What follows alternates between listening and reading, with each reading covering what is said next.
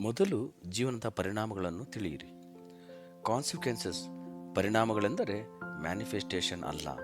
ಅದು ಕಾನ್ಸಿಕ್ವೆನ್ಸಸ್ ಅಂದರೆ ಪರಿಣಾಮಗಳು. ನಾವು ಪರಿಣಾಮಗಳ ಬಗ್ಗೆ ಆಲೋಚಿಸಬೇಕು.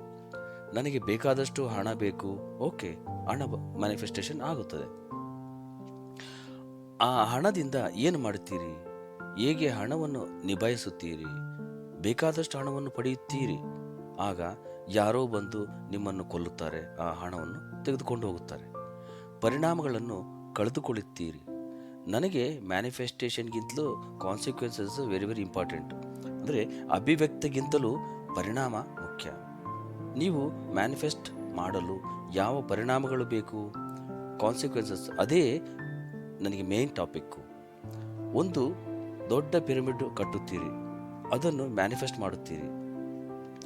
ಎಲ್ಲರ ಜನರಿಗೂ ಹೇಳ್ತೀರಿ, ಎಲ್ಲ ಜನರು ಅಲ್ಲಿಗೆ ಬರುತ್ತಾರೆ.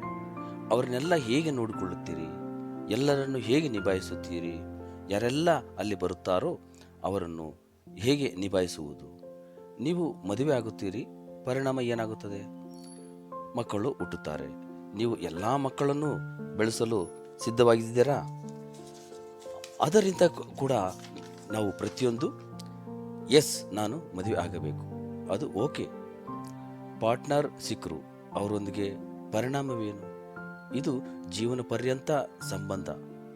ಅದನ್ನು ಸರಿಯಾಗಿ ನಿಭಾಯಿಸಿಲ್ಲ ಎಂದರೆ ಆಗ ಎಲ್ಲ ಪರಿಣಾಮಗಳನ್ನು ಎದುರಿಸಬೇಕಾಗುತ್ತದೆ.